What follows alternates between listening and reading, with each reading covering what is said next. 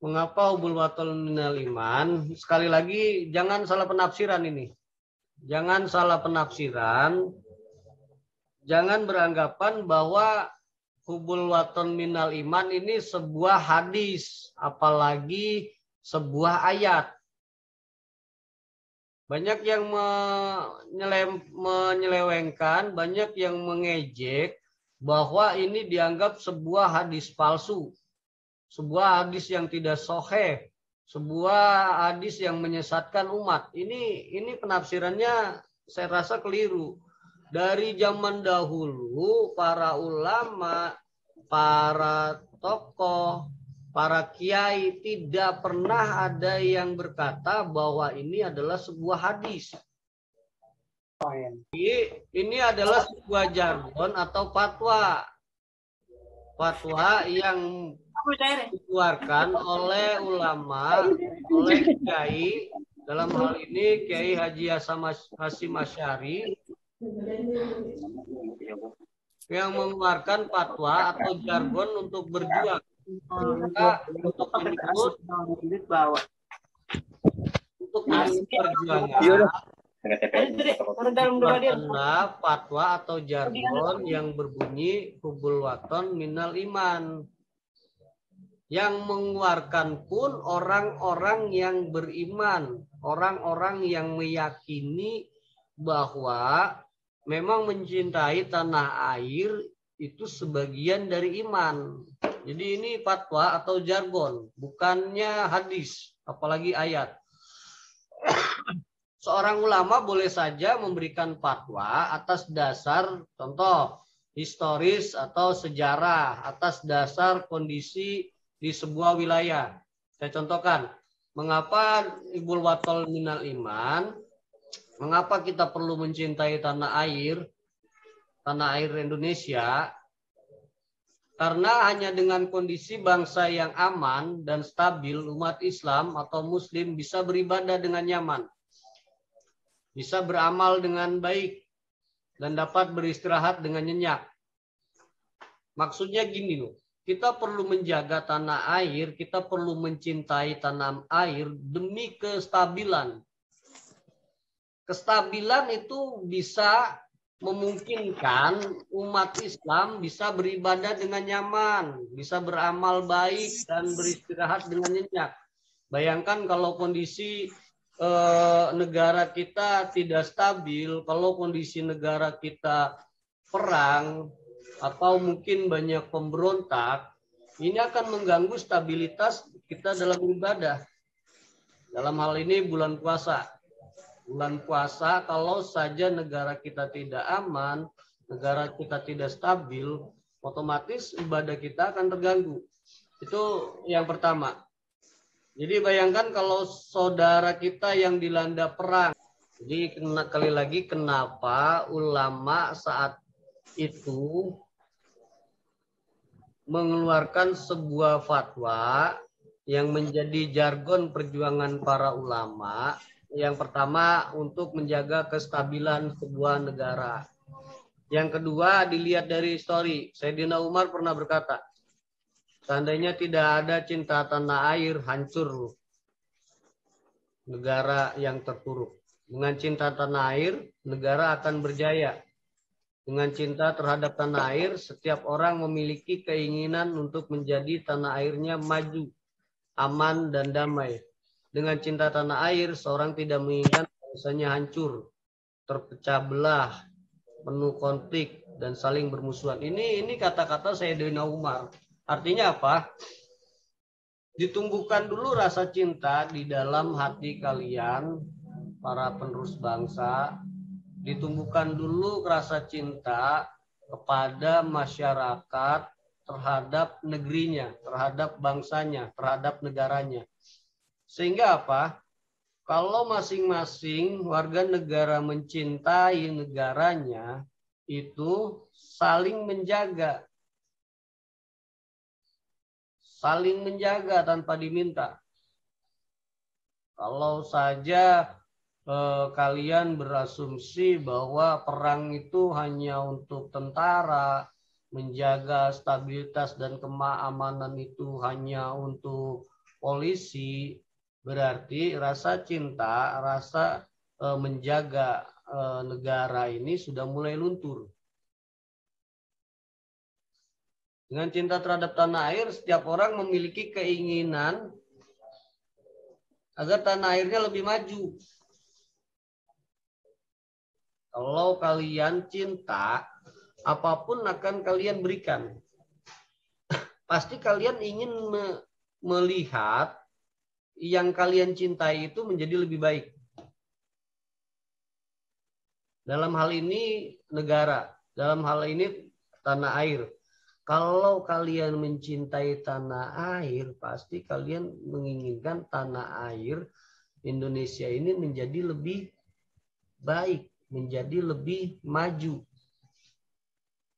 Dengan begitu, jangan pernah terpikirkan untuk membuat sebuah statement-statement yang nantinya akan mengarah kepada apatis, ketidakpedulian, yang nantinya akan mengarah menghujat, mencaci maki, mengkritisi berlebih, sehingga akan mengurangi norma-norma kecintaan kalian terhadap negara.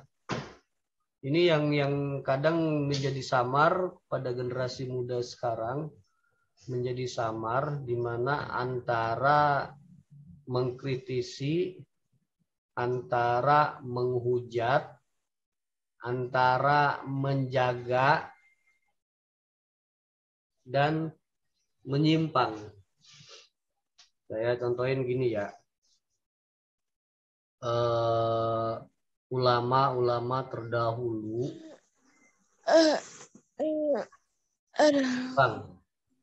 ulama-ulama terdahulu berjuang. Kamu pernah lihat foto Imam Bonjol? Kamu pernah lihat foto Imam Bonjol? Kamu pernah lihat foto Pangeran Diponegoro? Kamu pernah lihat foto Kiai Haji Nur Ali?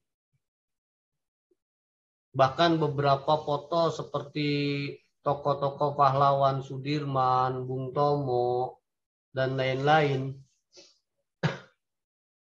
Cara foto mereka saja, seorang Imam Bonjol, seorang Pangeran Diponegoro, fotonya dengan menggunakan surban, fotonya dengan menggunakan gamis, fotonya dengan menggunakan penutup kepala ala seorang kiai atau ulama. Ulama, para kiai belain untuk Indonesia merdeka itu nggak semerta-merta ikut-ikutan kayak kita. Beda, mereka punya batin, mereka punya analisis keilmuan yang cukup luar biasa. Jadi bukan asal ikut-ikutan. Secara kebatinan, secara keilmuan, mereka sudah tahu bahwa perjuangan mereka itu mendapat ridho dari Allah. Dan kalau saja mereka ragu, saya yakin saat itu mereka nggak akan ikut berjuang. Mereka tetap saja di pesantrennya, tetap mengajar di pesantrennya sebagai seorang guru atau seorang kiai. Contoh gini ya, Kiai Nur Ali punya pesantren. Selepas dia menuntut ilmu di Mekah, selepas dia menuntut ilmu dan memiliki santri, maka dia buka pondok pesantren di Ujung Harapan. Waktu itu disebut dengan Kampung Ujung Malang. Selepas proklamasi, Soekarno memproklamasikan kemerdekaan Republik Indonesia tahun 1945.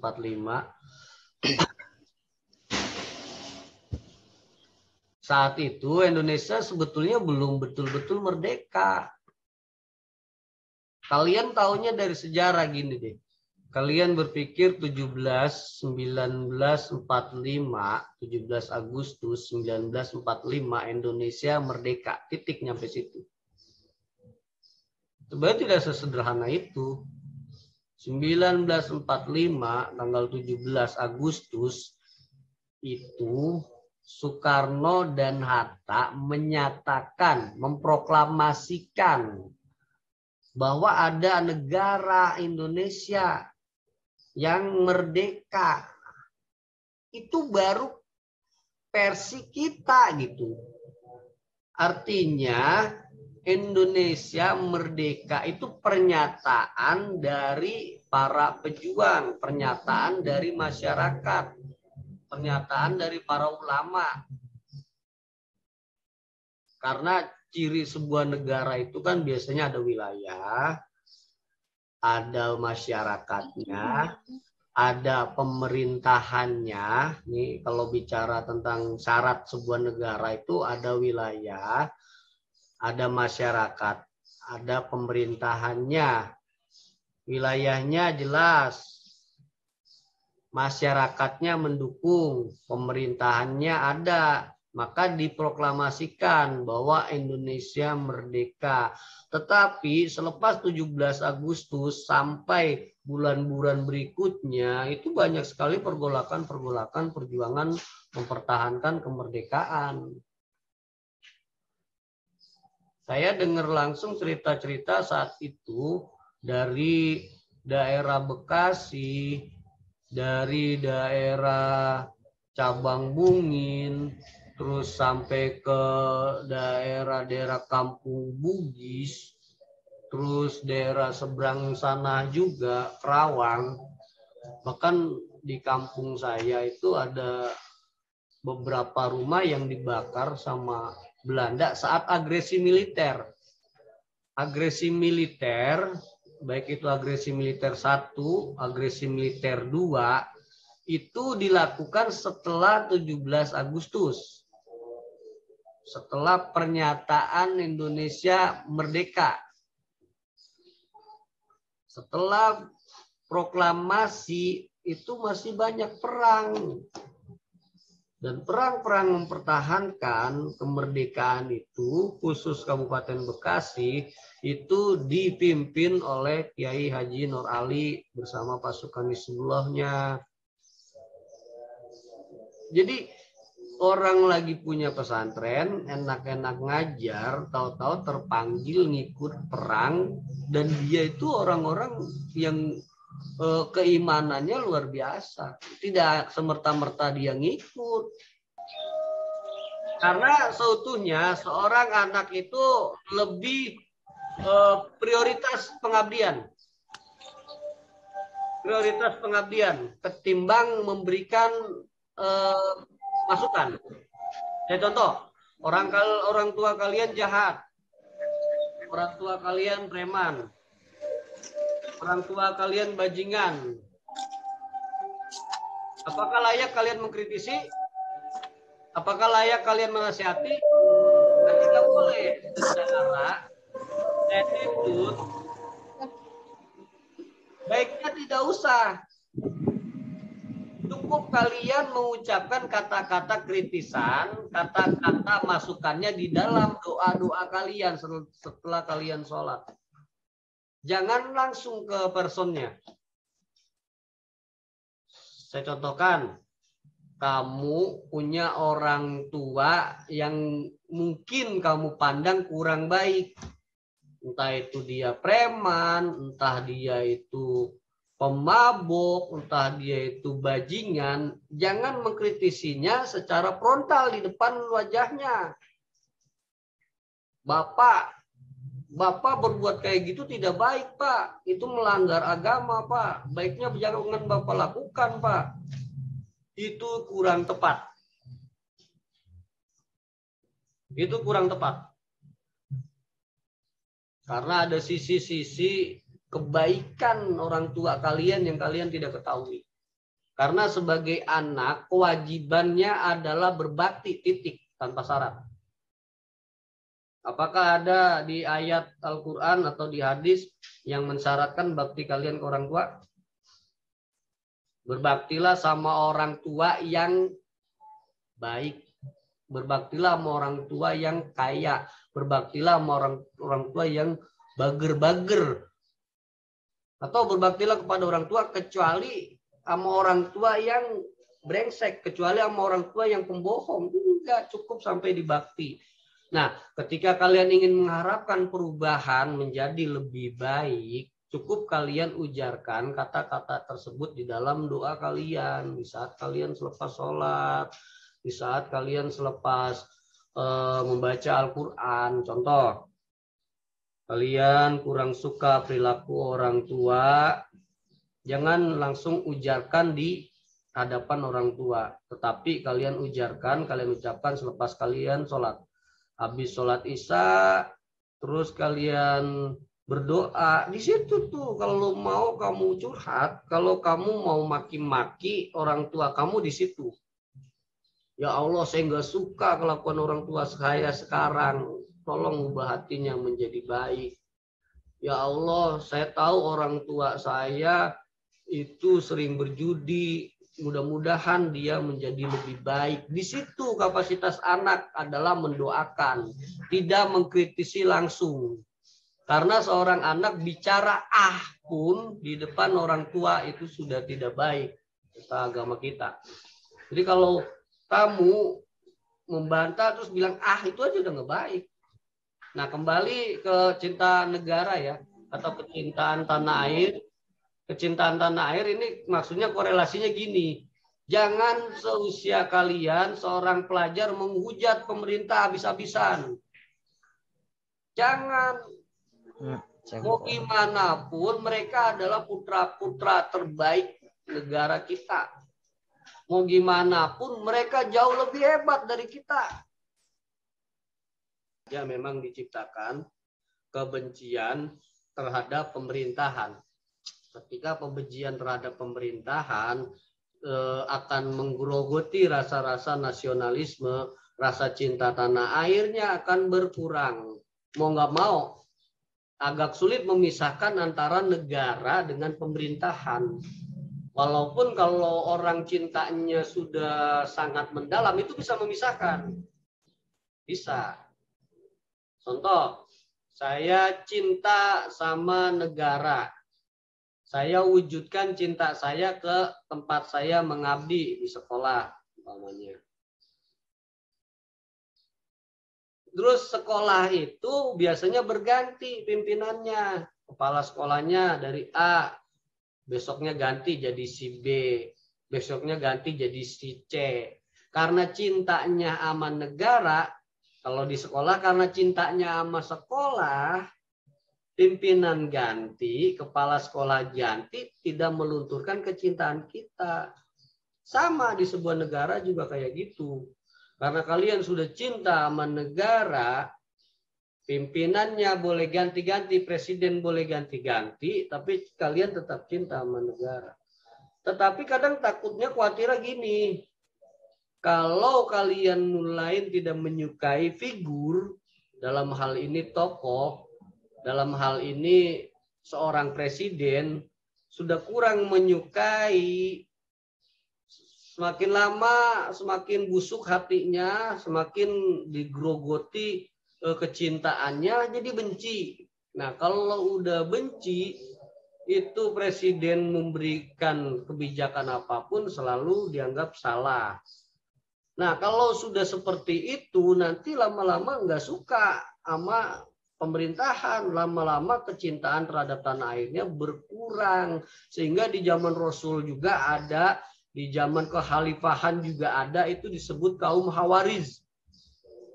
Kaum Hawariz itu kaum yang keluar. Bahkan dia adalah kaum yang membunuh Sayyidina Ali. Sampai seperti itu bahayanya. Sayyidina Ali itu dibunuh lagi sholat sama kaum Hawariz. Kalian tahu kaum Hawariz itu kaum yang selalu membangkang, kaum yang keluar dari kekhalifahan. Contoh waktu itu kekhalifahan Ali, dia menyatakan sesuatu, kaum ini selalu menganggap wah jelek. Terus ada kebijaksanaan dalam memungut zakat. Dianggapnya jelek. Ini memeras rakyat. Ini membebani rakyat. Pertama gitu. Lambat laun mereka punya kelompok sendiri. Mereka punya komunitas sendiri yang membenci kekhalifahan. Sehingga mereka memutuskan untuk keluar. Masih tetap Islam. Tetap Islam. Khawarij itu artinya keluar dan selalu membangkang. Nah, kalau kalian nanti ikut-ikutan yang seperti itu, Bapak sangat khawatir. Bapak sangat khawatir di sebuah negara bisa saja ada Khawarij versi modern. Kita tidak bicara Islam, kita tidak bicara Kristen, kita tidak bicara agama-agama yang lain. Artinya, ketika ada kelompok seperti itu yang selalu mempersalahkan pemerintah, nanti akan membawa kalian ke kelompok-kelompok pembangkang, ke kelompok-kelompok yang tidak menyukai pemerintah. Sekali lagi, Bapak menghimbau kaum remaja tetap mencintai tanah airnya, karena ketika kita sebagai orang susah, karena ketika kita tidak mempunyai biaya untuk sekolah, karena ketika kita sudah mulai putus asa, ada dua yang membuat kita semangat. Pertama, kecintaan kita sama orang tua. Kedua, kecintaan kita sama negara.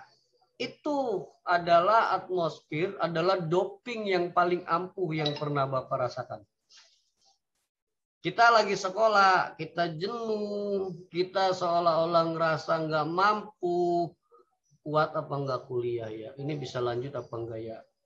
Ketika kalian ingat cinta sama orang tua, ingat cinta sama negara, timbul semangat, timbul sugesti yang luar biasa, sehingga kita tetap melangkah. Saya mengalaminya. Orang tua saya yang laki-laki saat saya SMA meninggal. Tinggal perempuan satu. Saya kuliah itu hanya orang tua perempuan yang membiayai kuliah saya. Saya tahu dia bukan orang kaya. Saya tahu cari uangnya itu bukan karena dia punya warung yang besar, bukan karena punya toko yang luas, bukan karena punya sawah yang berhektar-hektar. Saya tahu dia hanya pedagang kecil. Ibu saya hanya pedagang kecil, keliling-keliling kampung. Bawa-bawa dagangan berupa pakaian. Saya tahu cara cari uang mak saya dalam membiayai sekolah saya begitu sulit. Makanya saya tetap semangat. Saya mau bersungguh-sungguh dalam belajar. Agar uang dan tetesan keringatnya itu tidak terbuang sia-sia. Itulah kenapa saya kagak mau kuliah. Terus, kenapa juga kecintaan terhadap negara? Saya kuliah tahun 98. Tahun 1998 adalah era reformasi. Di mana era pergolakan yang luar biasa. Saya salah satu aktivis reformasi saat itu. Saya ikut demo setiap hari. Bukan berarti kita tidak cinta pemerintahan, bukan berarti tidak cinta negara. Makanya saya tetap semangat kuliah agar bisa menjalankan estafet. Saat itu mimpi besarnya bisa melanjutkan tongkat estafet. Kalau bukan kita, siapa lagi yang akan memimpin negara ini? Siapa lagi yang akan berjuang untuk negara ini? Makanya kecintaan terhadap orang tua dan kecintaan terhadap negara, saya rasa cukup efektif dalam membuat kalian menjadi lebih maju ke depannya. Saya lanjutkan. Mencintai tanah air merupakan ajaran Nabi Muhammad SAW. Nih, bukti walaupun bukan hadis, hanya jargon, hanya fatwa dari Kiai Haji Hasyim Asy'ari dalam memperjuangkan negara, muncul hubul waton minal iman, muncul statement fatwa mencintai tanah air sebagian dari iman. Ternyata Rasulullah juga mencintai Mekah dan Madinah karena dua tempat mulia tersebut merupakan tanah air beliau. Mencintai tanah air adalah bagian dari iman karena tanah air merupakan sarana primer untuk melaksanakan perintah agama. Tanpa tanah air seorang akan menjadi tunawisma. Tanpa tanah air agama seseorang kurang sempurna, dan tanpa tanah air seorang akan menjadi terhina. Maksudnya gini, wadah tempat kita ibadah dengan tenang itu kan negara. Kalau negara kacau berarti kita seperti tunawisma, kayak orang yang nggak punya rumah, nggak ada tempat tinggal, gitu. Tidak terjamin keamanannya dan sebagainya. Saya pernah mendengar ceramah dari seorang kiai, sangat cintanya Rasulullah sama negaranya, dalam hal ini Mekah. Dia hijrah ke Madinah, bertahun-tahun di Madinah. Kebetulan setelah dia kembali bersama iring-iringan dari jamaah dan para sahabatnya, setelah mendekati pagar perbatasan Mekah, Rasulullah lihat dari jauh. Tadinya naik unta itu beriringan karena perjalanan di gurun pasir itu nggak mungkin lari-lari untanya, nggak mungkin untanya itu balapan gitu ya, kayak macu kuda nggak mungkin. Pasti jalannya pelan. Namanya melintasi gurun pasir itu pasti unta jalannya pelan. Dari jauh, saya contohin umpama dari Batu Jaya ke Pakserang, udah deket kan. Pagar perbatasan Mekah terlihat sama Rasulullah. Saat itu Rasulullah buru-buru memacu untanya, bahkan sempat itu menampar-nampar untanya agar berlari lebih kencang. Artinya apa itu? Di situ ada rasa kangen. Di situ ada rasa cinta Rasulullah Mekah. Dilihat dari jauh pagernya udah kelihatan, dia tergesa-gesa gitu. Di Indonesia berbagai macam agama. Di Indonesia berbagai macam suku. Di Indonesia berbagai macam budaya. Dari hal itulah ulama lebih memilih, lebih memprioritaskan persatuan, lebih memprioritaskan kedamaian, sehingga dia harus berkorban, keinginan pribadinya dikalahkan. Kalau ditanya keinginan pribadi, mungkin sila pertama itu keyakinan terhadap Allah Subhanahu wa Ta'ala. Para kiai saat itu kalau ditanya keinginan pribadi, sila pertamanya itu. Tapi kan mereka lebih cerdas, mereka lebih bijaksana, mereka lebih tahu perdamaian di atas segala-galanya. Perdamaian di atas segala-galanya. Karena dia tahu perdamaian di atas segala-galanya, dilihat di Indonesia itu bukan orang Islam doang. Dilihat di Indonesia itu budayanya banyak. Makanya ya sudah, Tuhanan yang Maha Esa. Kalau saja di situ bukan ketuhanan yang Maha Esa, perangnya nggak berhenti-berhenti. Yang ada perang lagi, konflik lagi, negaranya nggak akan damai. Nah, kalau sekarang udah berapa puluh tahun, tahu-tahu pengen merubah Pancasila, pengen merubah jadi negara Islam. Nah, itu pikiran-pikiran dari mana? Kalau mau mereka aja saat itu kasarnya banget. Saya yakin kiai zaman dulu jauh lebih sakti dibanding zaman sekarang.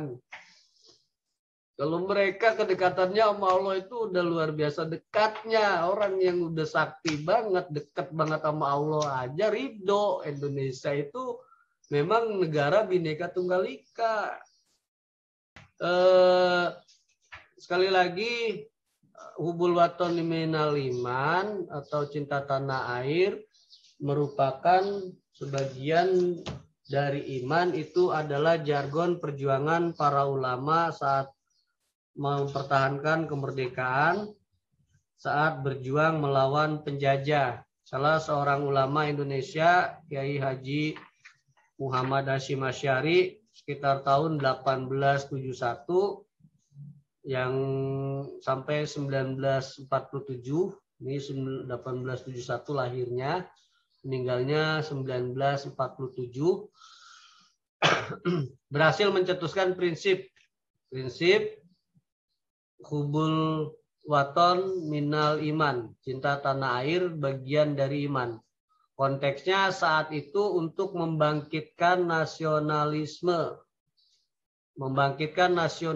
rakyat Indonesia untuk mengusir para penjajah. Agar tergerak melawan penjajah, maka ada statement seperti ini, agar tergerak. Jadi kalau dulu yang membangkitkan semangat para pejuang itu para kiai, para ulama.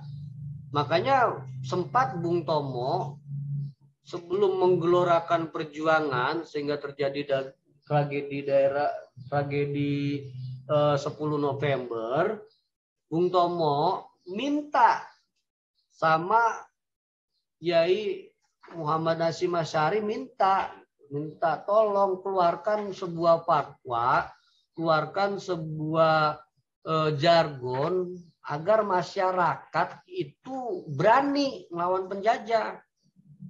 Karena zaman dulu senjata modern dengan bambu runcing secara logika tidak akan berani.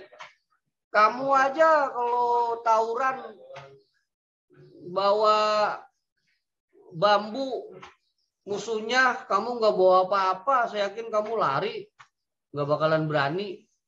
Tapi saat itu Belanda pakai senjata modern, pakai senjata api, tank, bom, dan lain-lain. Sementara masyarakat Indonesia, para pejuang dipimpin sama ulama hanya mengandalkan bambu, sebuah bambu yang ujungnya itu dilancipin. Ini dilancipin, sebutannya bambu runcing. Nah, nggak mungkin mereka berani tanpa adanya semangat atau tanpa adanya sebuah sugesti dari ulama yang bisa membangkitkan semangat. Makanya Tomo dia selain dia berorasi di radio RRI untuk mengorbankan perjuangan, mengobarkan perjuangan perlawanan terhadap Belanda, Bung Tomo juga datang ke Kiai Haji Hasyim Asy'ari minta Kiai untuk membuat sebuah jargon atau fatwa yang bisa membakar semangat perjuangan.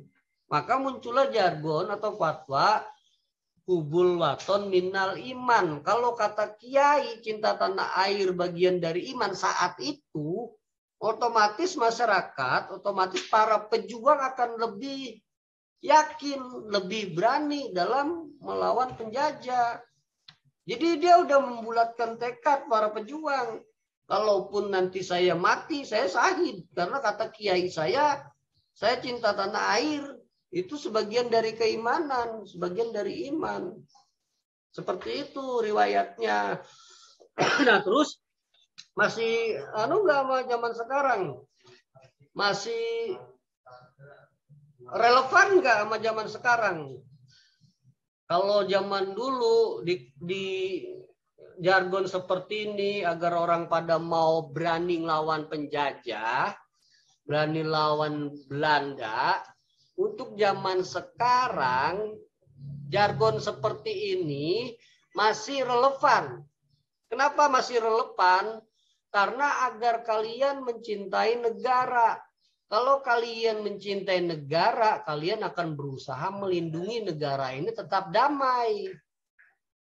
Tanpa adanya konflik, tanpa adanya keinginan untuk merubah negara kita menjadi negara Islam. Karena apa? Cinta. Karena kalian cinta, jadi kalian jagain. Jagain negara ini dengan tidak menginginkan untuk merubah negara menjadi negara Islam. Untuk merubah menjadi paham-paham radikal. Contoh, banyak bom bunuh diri.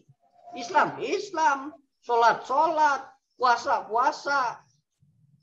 Keimanannya tinggi. Tapi apa? Enggak cinta sama negara. karena nggak cinta sama tanah air, jadi dia benci sama tanah air, benci sama pemerintah, dia datang ke gereja, dia ledakin dirinya, dia bunuh diri bersama bom untuk apa? Menciptakan konflik. Kalau orang cinta nggak mau menciptakan konflik. Yang seperti itu berarti tidak ada kecintaan terhadap tanah air. Kalau kalian cinta sama tanah air, insya Allah kalian akan terlindungi dari paham radikal. Insya Allah kalian akan terlindungi dari terorisme. Ntar kalau kalian udah pada kuliah, hati-hati. Banyak di kampus itu yang rekrut. Yang rekrut diajak kalian untuk bergabung ke paham-paham radikal. Yang merekrut kalian untuk bergabung masuk ke dalam rombongan teroris. Karena saya bilang seperti itu, masa-masa kuliah adalah masa-masa yang idealismenya tinggi. Masih baru dapat pengetahuan, sok-sokan, sok pinter, pengen langsung mengimplementasikan. Saya salah satu orang yang pernah ikut ya di zaman kuliah, paham radikal, saya pernah ikut. Zaman kuliah saya pernah ikut HTI dan sebagainya. Di zaman kuliah saya pernah ikut paham-paham yang menginginkan negara Indonesia menjadi negara Islam. Karena saya pernah ikut, jadi saya tahu. Mereka itu merekrutnya dari rata-rata mahasiswa. Dan saya tahu niatnya, karena saya pernah masuk, niatnya itu betul. Niatnya itu bukan karena perjuangan, bukan karena jihad, merusak kedamaian. Merusak kedamaian dengan membenci sesama muslim. Saya sampai waktu itu yang ada di otak saya jihad. Saya saat itu kalau lihat orang muslim dan orang itu tidak berbuat yang sekiranya kita inginkan, kita gedeg melihatnya. Makanya hati-hati kalian, tetap mencintai tanah air biar kalian terlindungi. Segitu saja mungkin Pak Asmawi yang bisa saya sampaikan. Mudah-mudahan bisa bermanfaat buat siswa-siswi SMA Negeri 1 Cabang Bungin. Dan sekian dari Bapak, selamat menjalankan ibadah puasa. Nanti di minggu kedua silakan kalian berbakti kepada masyarakat dengan membersihkan musola dan membagikan takjil. Sekiranya cukup dari Bapak ucapkan wallahu muwaffiq ila aqwamit thoriq. Wassalamualaikum warahmatullahi wabarakatuh.